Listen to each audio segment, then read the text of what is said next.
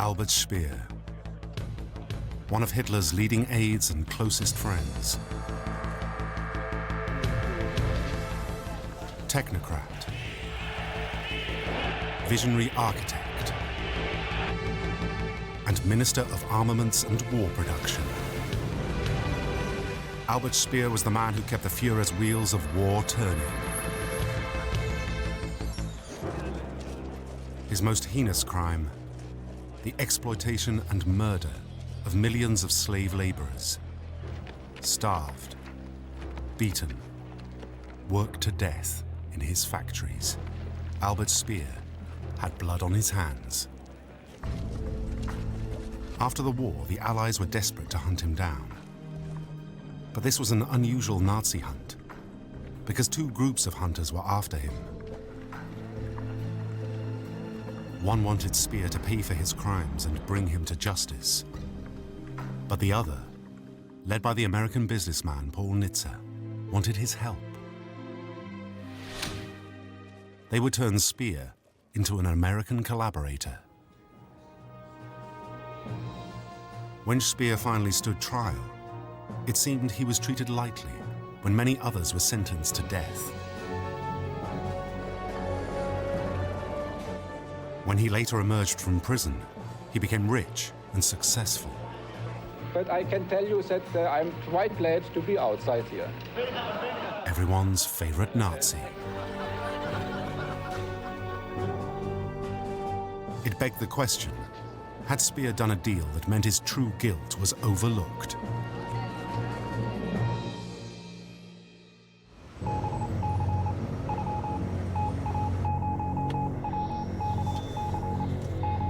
Here is a news flash. The German radio has just announced that Hitler is dead. I repeat that, Hitler is dead. 30th of April 1945. The Führer, who had plunged the world into war, was finally gone.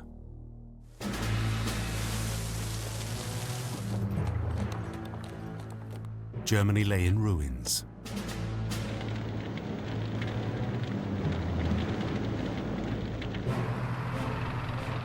The Nazi leadership descended into chaos.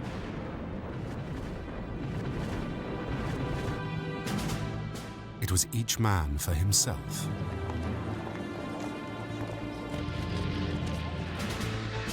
Albert Speer, Hitler's former architect and Minister for Armaments and War Production, now found himself on the run. Speer knew his role at the heart of the Reich meant the Allies would hunt him down. So he had to make his move. As German troops desperately fought on and destroyed anything of value to the enemy, Speer began a perilous journey.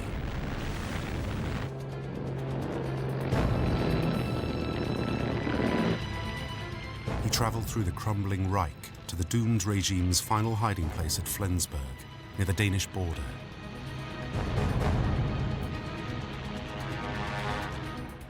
As Speer finally made it to the picturesque town of Flensburg, he would have known the Nazi hunters were already on his trail.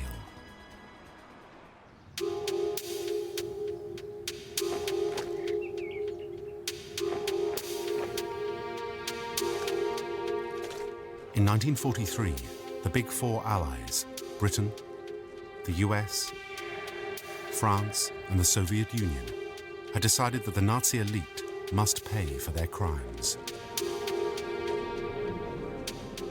After bitter wranglings, they agreed that putting them in the dock, rather than summary execution, would be the best way to hold them to account.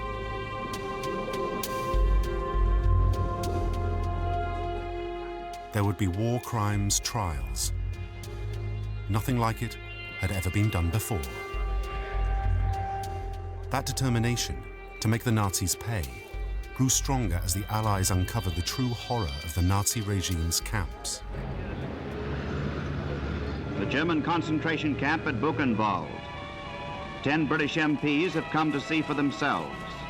They came to see the whipping block. to talk with the living, to look at the dead, to see the cremation ovens the world did not believe existed.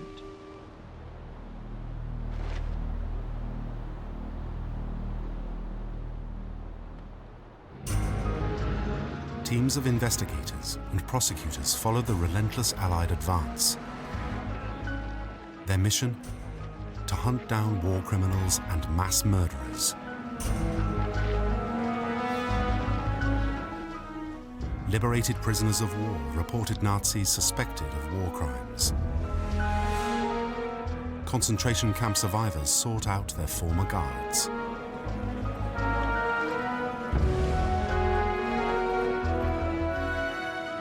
And intelligence agents chased the big Nazis.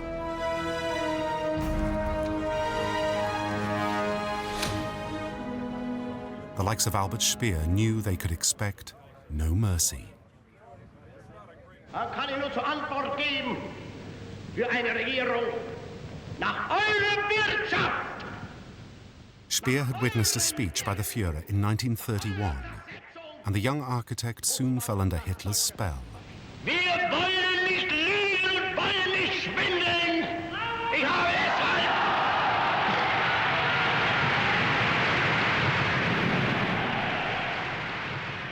In the same year, he became Nazi Party member number 474481.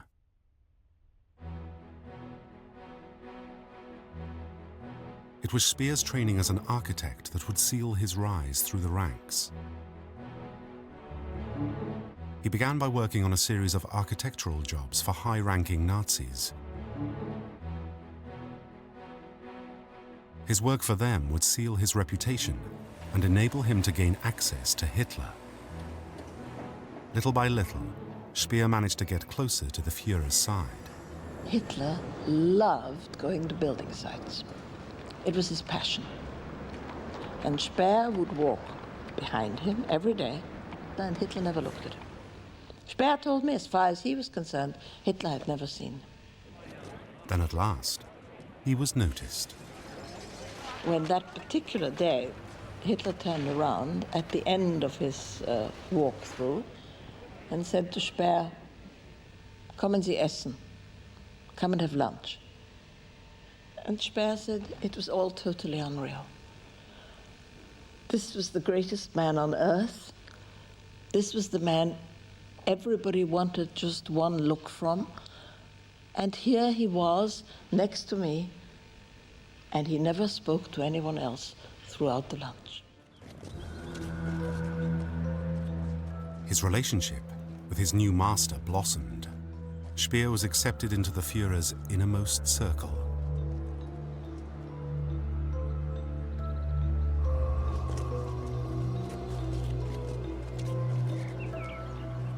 The two became firm friends. He was commissioned to work on a number of grandiose buildings, including a new Reich Chancellery in Berlin.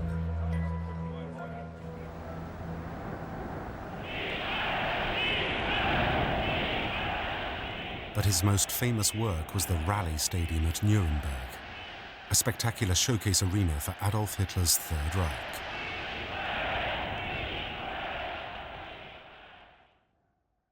Speer loved Hitler. No doubt Hitler responded to that. I mean, there is no doubt that Speer, had Hitler wished for a son, this is the son he would have wanted.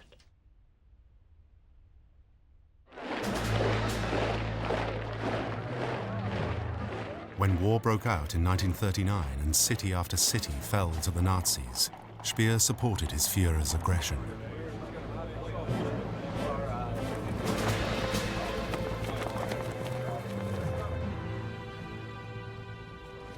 After the defeat of France, he stood at his master's side as they surveyed the fallen city of Paris in June 1940.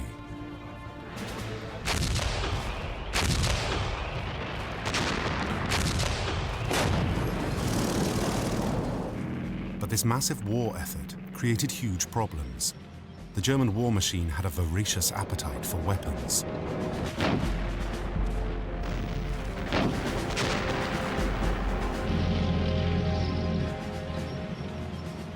When Adolf Hitler struck east in 1941 and took on the vast forces of the Soviet Union, the German arms industry was stretched to breaking point.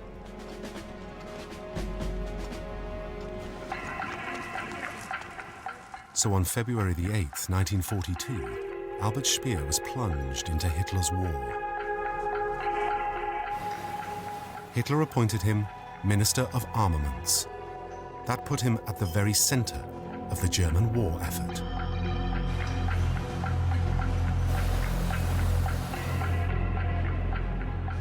He found himself in control of vast swathes of industry and millions of conscripted workers.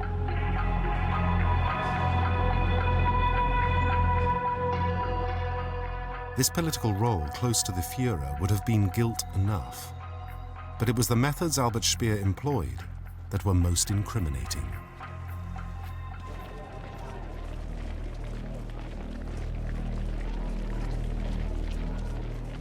His most heinous crime: he had kept the German war machine working through the use of slave labor.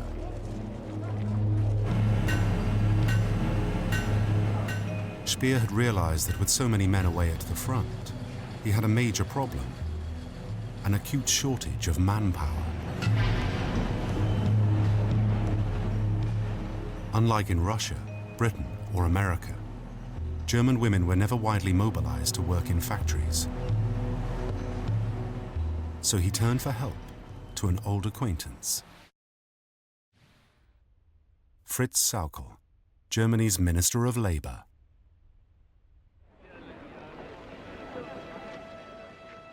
Sauckel responded by drafting in millions of people from the territories that Germany had conquered to keep Speer's war effort on track.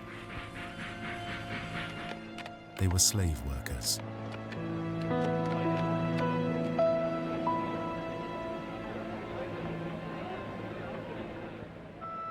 Forced to live in squalid conditions, half-starved and worked to death, these laborers died in massive numbers, as Ted Misovich, a former internee, explains. It was exhausting, it was debilitating and all the other things, you know, even denigrating and so on, poorly fed. Food was very bad, inadequate, but it was in accordance with German philosophy that provided you last 6 months, you're expendable because they'll bring some more people to work. Eventually, you could see them walking, skeletons, just pure skeletons, you know. Walking, and if they fell down, they stayed down, you know, they wouldn't get up. They could be worked to death, literally. I mean, you didn't have to worry about them, you didn't have to provide anything. They just slept where they could on the ground in these terrible underground factories. It seems that Speer hadn't cared where the workers came from or how appallingly they were treated. All that mattered was keeping Hitler's war machine going. So as he awaited his fate in Flensburg, Speer knew the hangman's noose was near. The war crimes investigators were closing in. But as the war drew to a close, there was another man who was also after Speer. And he didn't want to hang him. He wanted Speer's help, and he was desperate to get to him before he could be put on trial.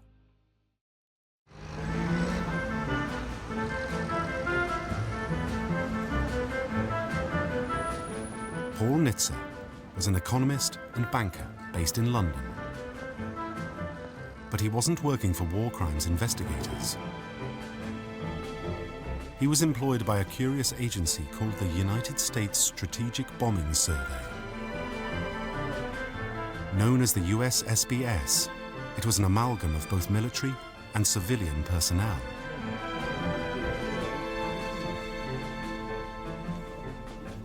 Theirs was a very specific mission: to learn all they could about the effects of one of the Allies' key military innovations, an innovation that they had hoped would win them the war: strategic bombing.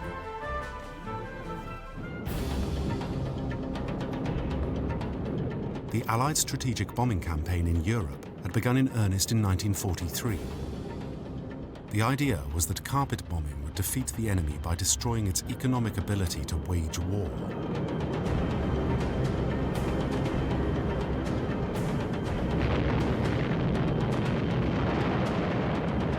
Day and night, American and British bombers targeted not German troops, but German cities. In accordance with the strategy, Germany and its industry was hammered around the clock. 0R 1320. Your altitude will be 22,000 feet, which is your bombing altitude, and the place will be the target. The Americans had a particularly strong belief in strategic bombing.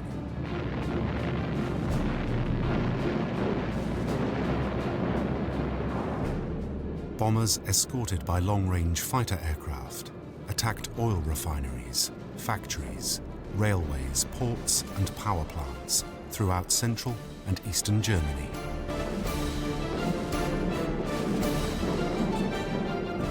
Target for today. It may be a locomotive works in Poland, an aerodrome in Hungary, an oil field in Romania, or a tank factory in Germany itself.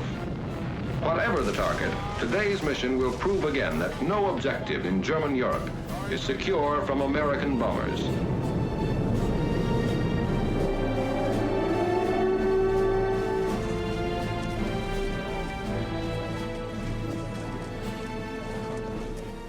Anything which contributed to the German war effort was blitzed.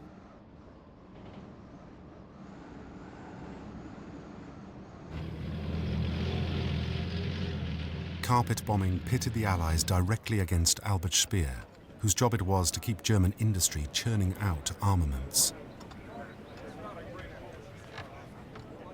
And it seemed that Speer won.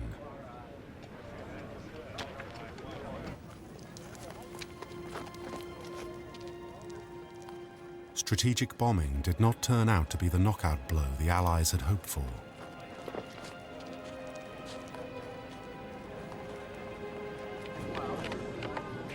Even though German civilians died in their thousands and suffered terribly, no matter how much the Allied bombers pounded Germany, the country did not buckle. And although the armaments industry was badly hit, Albert Speer had kept it running. Despite huge pressures, Germany kept fighting.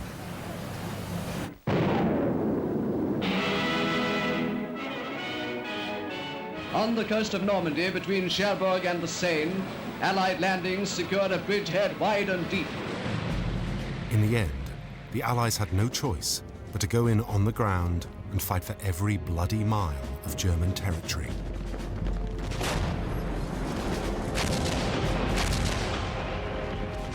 And the drive goes on. Hanover is captured, and civilians wave white handkerchiefs and line the streets to watch a victorious army rumble through to the east. Even so, at the end of the war in Europe, the Americans had faith in strategic bombing. They hoped it could bring a swift end to the war against Japan.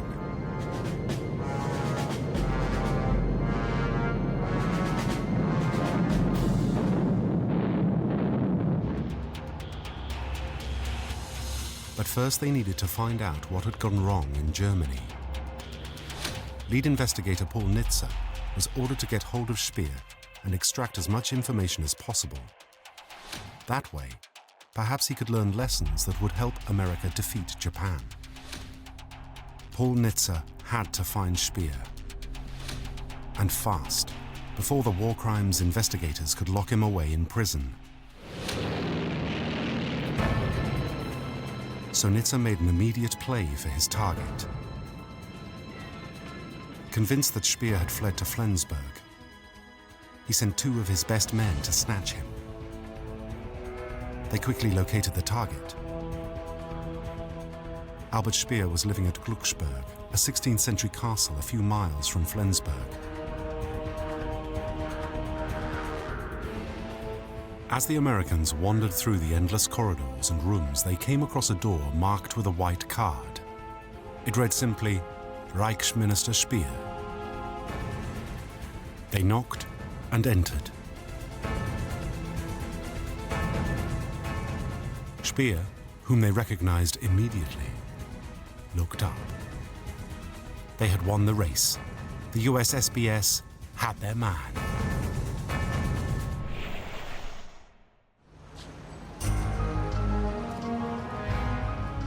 News that Speer had been captured was quickly relayed to London. Paul Nitze could scarcely contain his excitement. He was soon on board a DC-3, heading for Flensburg. He would be able to interrogate the captured Nazi at length and find out all he needed to know. Albert Speer, meanwhile, had just been thrown a lifeline. His expertise would give him valuable bargaining power when it came to trying to save his life.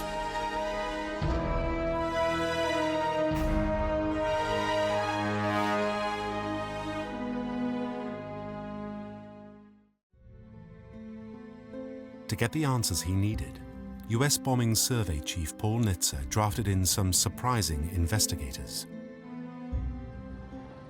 2 senior US SBS colleagues arrived at Glucksburg Castle, ready to debrief the former Minister of Armaments and War Production. J.K. Galbraith was an academic, author, and editor of Fortune magazine. He was already famous as a liberal economist and had advised the US government. Now he worked for the US SBS.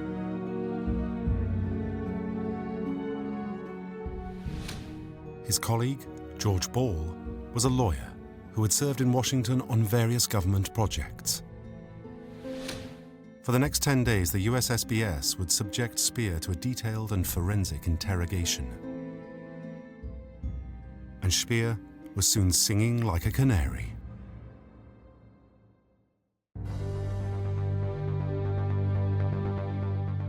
He flooded his interrogators with detailed information on the effects of the Allied bombing campaign and spoke at length about the Nazi war machine and how it worked.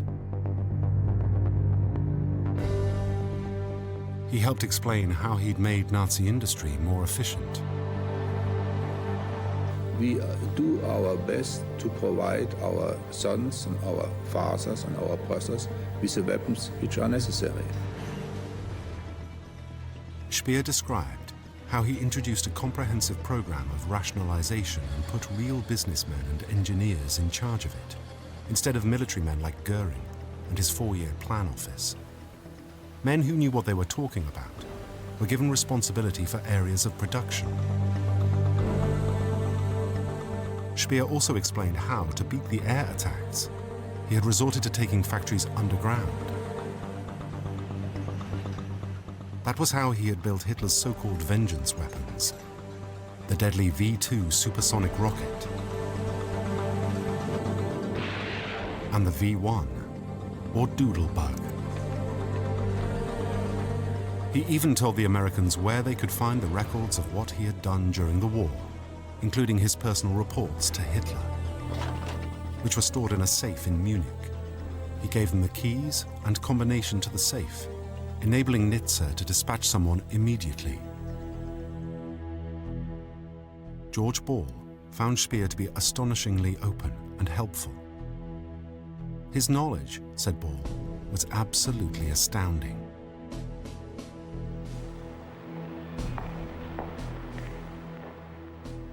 General F.L. Anderson, commander of the U.S. 8th Air Force Bomber Fleet, would later say, "Had I known what this man was achieving, I would have sent out the entire American 8th Air Force merely to put him underground." The more Speer spoke, the more it seemed to Paul Nitze that he was mainly concerned with saving his own skin. Nitze later remarked, "It became evident right away that Speer was worried he might be declared a war criminal."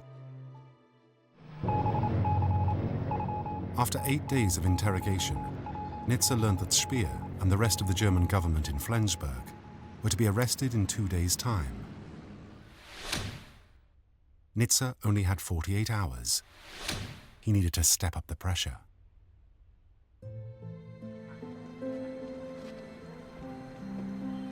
He now wanted to hear everything Speer had to say about his relationship with Adolf Hitler, but also his exploitation of slave workers. Whilst open about most things, he was evasive when pushed about the concentration camps and the terrible treatment of the Jews and slave workers that had underpinned his career.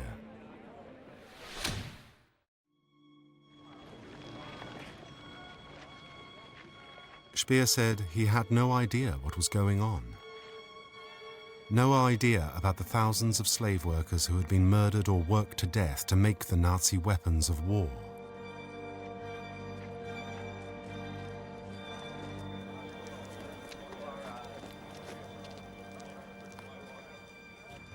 His interrogators found this difficult to believe, given what they were witnessing at the camps.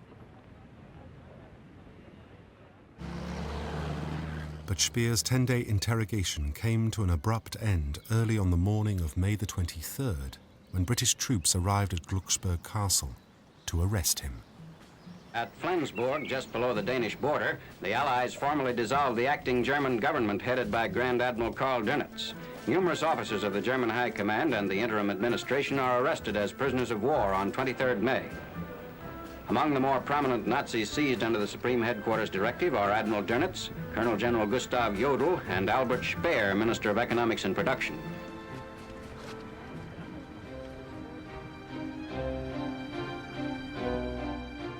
By now, the US SBS team had what they needed, so they were gone.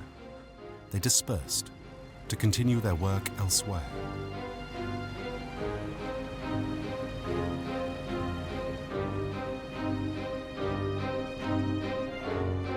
If they had any nagging doubts about his culpability, they kept them to themselves.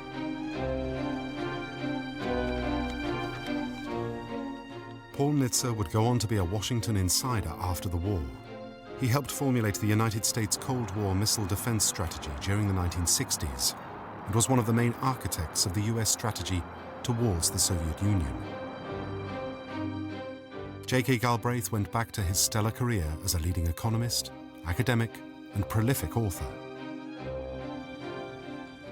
George Ball worked for various US administrations, including that of Kennedy and Lyndon B. Johnson, and became US ambassador to the United Nations. During the Vietnam War in the mid-1960s, Ball even opposed carpet bombing, which, he argued, would be as ineffective as it had been in Germany during World War II.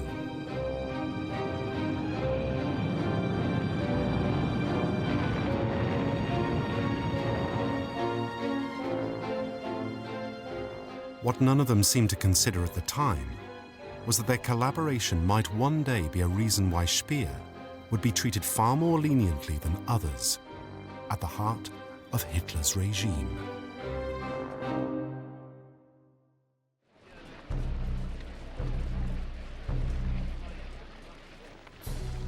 As for Albert Speer, he spent the next few months being shifted from internment camp to internment camp. The war crimes teams were getting ready for his day of reckoning.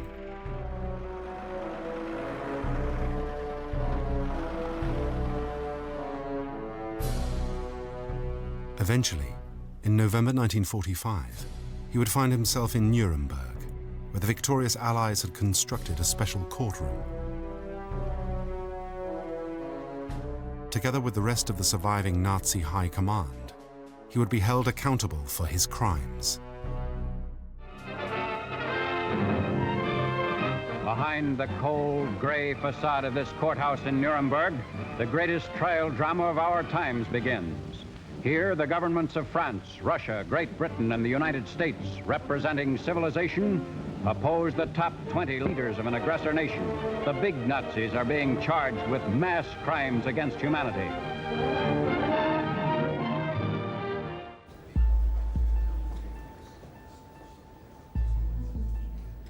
Speer now faced the wrath of the Allied court.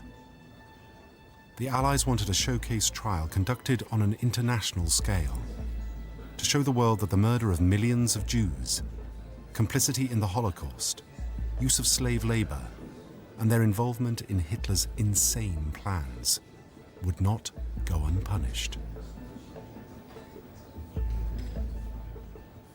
As the defendants filed in, it seemed like a gathering of old friends. Albert Speer took his place amongst them.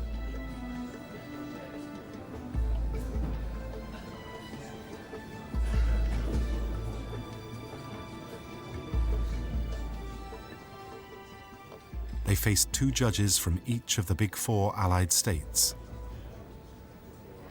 Attention! Tribunal!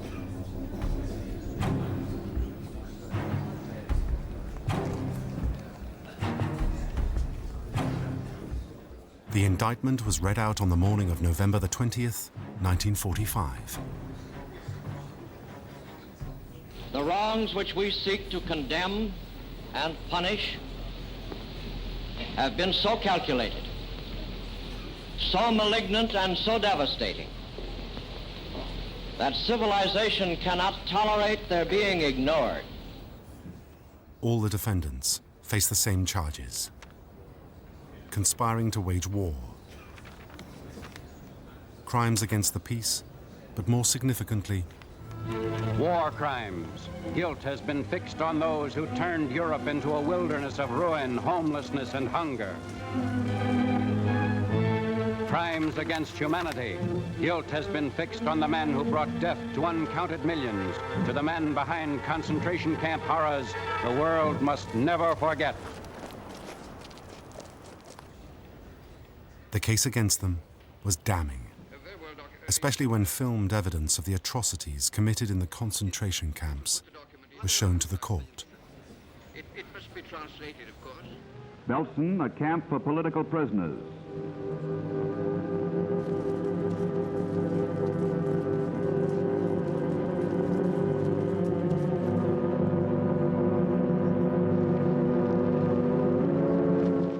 They starved. They died.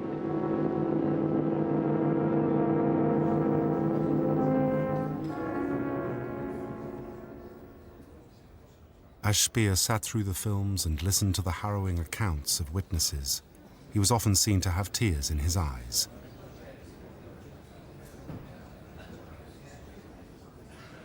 Will you state your full name, please? After me. I swear by God. But when Speer took the stand on June the 21st, 1946, 7 months after the trial had begun, he did something that would surprise everyone. That I will speak the pure truth. Oh, his survival strategy was not to deny his association with Hitler. He admitted that because he couldn't deny that. Not to deny the pride he had as a young figure in the Third Reich. He couldn't deny that. But to separate himself, this is very central to his strategy, to separate himself from the other high Nazis, whom he knew we would discover were a bunch of thugs. Ohne Rücksicht auf das eigene Volk den Krieg fortsetzen wollte. Es war mir klar, dass beim Verlust des Krieges sein Schicksal mit dem des deutschen Volkes verwechselte. Speer attempted to persuade the court that he had been swept along in the great tide of events, with little or no influence over the evil heart of the Nazi regime, and no knowledge of the Holocaust.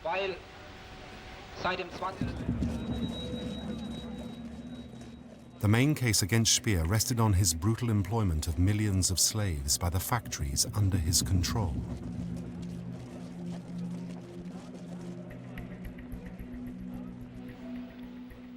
On this count, Hitler's former architect was vulnerable, especially when evidence was produced proving he had been present at various meetings when the use of slave labor was discussed.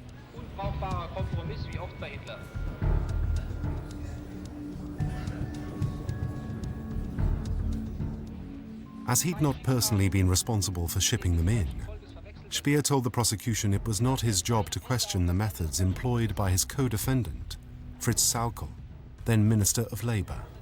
Speer was quite prepared to see Sauckel hang, and Sauckel, under interrogation, said of Speer, "There is a man you should hang." The relations between the two were not exactly warm. Und Sauckel ließ sich dazu den Auftrag geben, 3,5 Millionen Arbeitskräfte aus den besetzten Gebieten zu holen. Blaming Sauckel was not the only tactic employed by Speer. Albert Speer did something unprecedented. Something that would set him apart from his co-defendants. Weil seit dem 20. Juli he resorted to an apology and an admission of responsibility. But it was an apology with a twist. Officially, what he said, I didn't know, I should have known, I could have known, but I didn't. I stated when I was in the witness box that I am responsible for all those things, for all the slave labor. I didn't avoid telling clearly to the judges what I did, and even I felt responsible when it were orders of Hitler. Others accused, they always were claiming that it were orders of Hitler. I didn't do that. He never said, "I'm guilty." He said, "I am responsible, and I accept the responsibility as a member of that government." It was a curious defense. Speer accepted culpability while denying any actual knowledge of the crime, a form of guilt with diminished responsibility.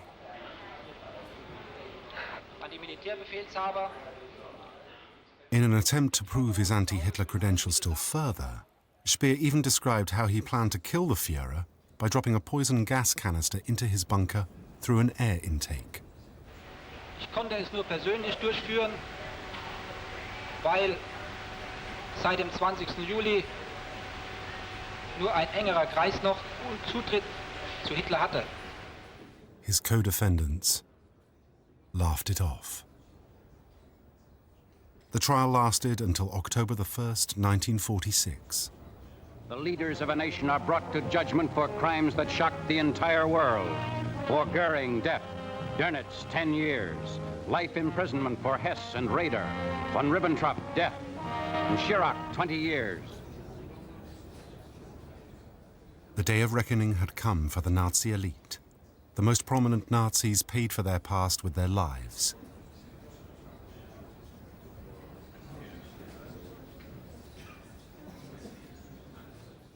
All except one. Astonishingly, Albert Speer got off lightly. Defendant Albert Speer, the tribunal sentences you to 20 years imprisonment. Speer's contrition had paid off. He had cheated death. I think he won a lot of sympathy from the Western judges, not the Russians. The Russians wanted him hanged. But the Americans and the British, at any rate, I think somewhat fell for the line of the grand bourgeois, who would not have got his hands dirty in the real crimes of the regime.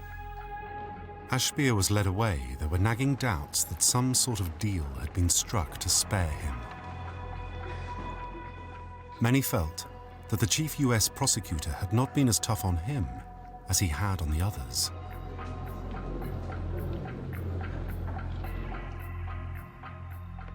Had that earlier collaboration with Nitze and his colleagues saved his life?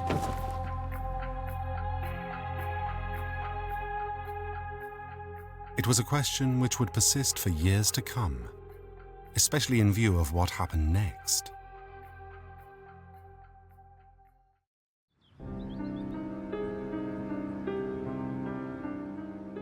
On July the 18th, 1947, Albert Speer arrived at Spandau prison in Berlin.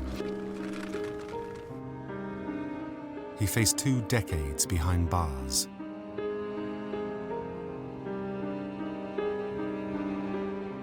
Known simply as prisoner number 5, Speer slipped into a monotonous routine. He read voraciously and tended a small garden.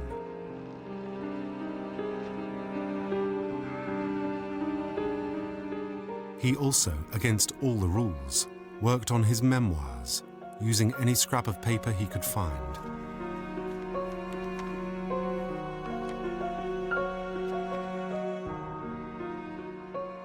By the mid-1950s, there were calls for Speer's sentence to be commuted, but the Russians were adamant he should serve the full term.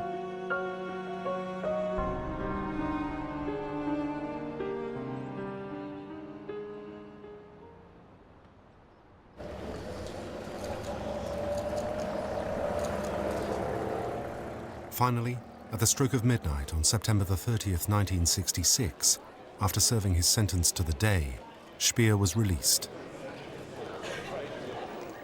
But I can tell you that I'm quite glad to be outside here. He was whisked to a nearby hotel where he held an impromptu press conference. Oh, monsieur, mon français est trop mauvais. Quelques mots sur le passé, quelques mots sur l'avenir. Sur l'avenir. Oh, j'espère que je serai un architecte et que j'ai beaucoup de travail. Quelle est votre première impression d'homme libre? Oh, mon Dieu. Que je suis libre, que c'est beaucoup mieux qu'avant.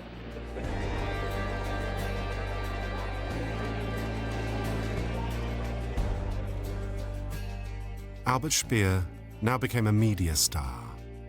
In fact, he began to reinvent himself, creating the image of the good Nazi. Yesterday, very interesting topic. Yes, yeah. He found himself in constant demand for interviews, particularly when the book he'd clandestinely written in Spandau was published in 1970. Entitled Inside the Third Reich, Speer's compelling account of his life and times in Nazi Germany became an international bestseller. Royalties rolled in. Speer became rich.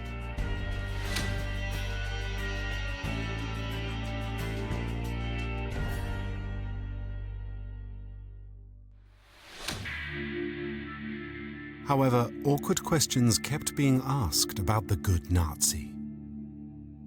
In October 1971, Professor Eric Goldhagen, a Harvard historian, wrote an article for an American magazine called Midstream, alleging that Speer knew all about the final solution, the extermination of the Jews.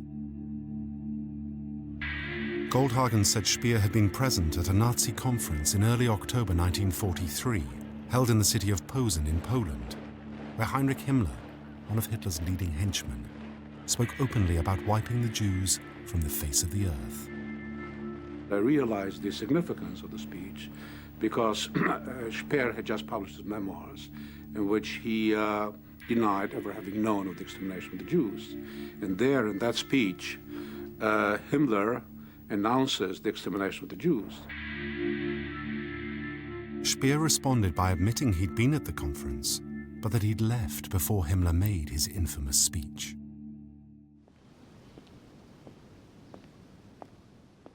Despite this temporary setback to his reputation, Speer continued to be courted by the media. They now meet again for the first time in 26 years in a Munich studio. In 1972, he met his former interrogator George Ball again, along with historian Hugh Trevor Roper, who himself had hunted Nazis after the war.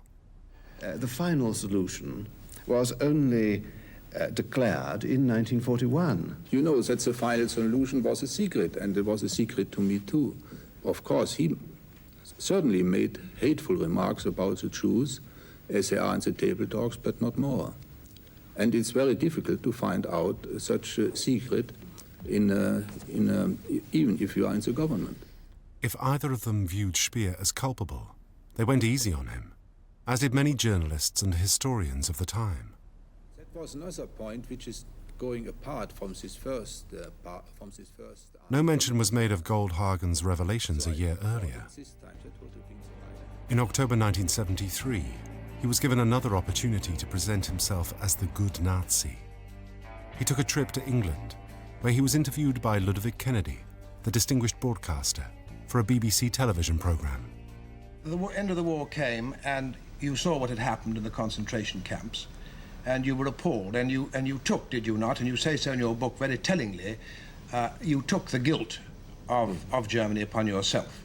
Yes, I feel the guilt and I feel responsibility, and I think that it's a kind of duty to inform other people how it was, and I don't run away from discussions with students and young people if I'm asked to because that's going on. It's, of course, to me it's not pleasant to always to be pushed in the past.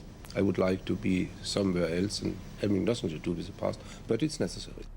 Again, the questioning had been gentle. I'm afraid, Herr Speer, I must stop you there. Thank you very much indeed. Thank you. I think this last thing was quite good. Yeah, I think it was fine. I think it was fine. Speer continued to paint himself as the good Nazi, and his reputation remained intact when, on September the 1st, 1981, he died of a stroke in a London hospital. He had just come from another TV studio after yet another interview.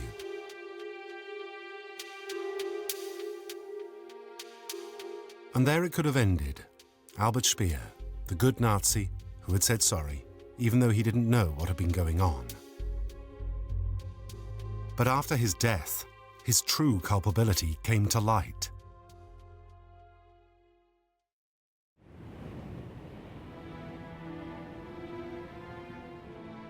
On May the 11th, 2005, a British newspaper published correspondence between Speer and Himmler in May 1943 concerning the expansion of Auschwitz, the most notorious of all the Nazi death camps.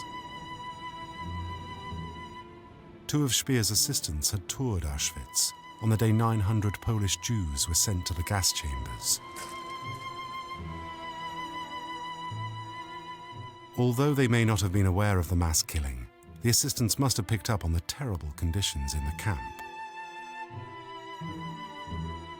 And if they did know, surely they would have reported this back to Speer.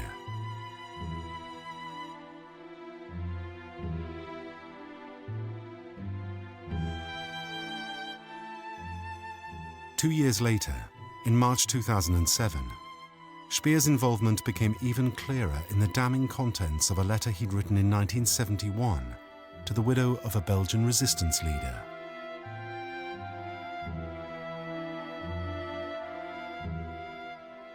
In the letter, Speer let slip that he was at the Posen conference in October 1943 and had heard everything Himmler had to say about the extermination of the Jews.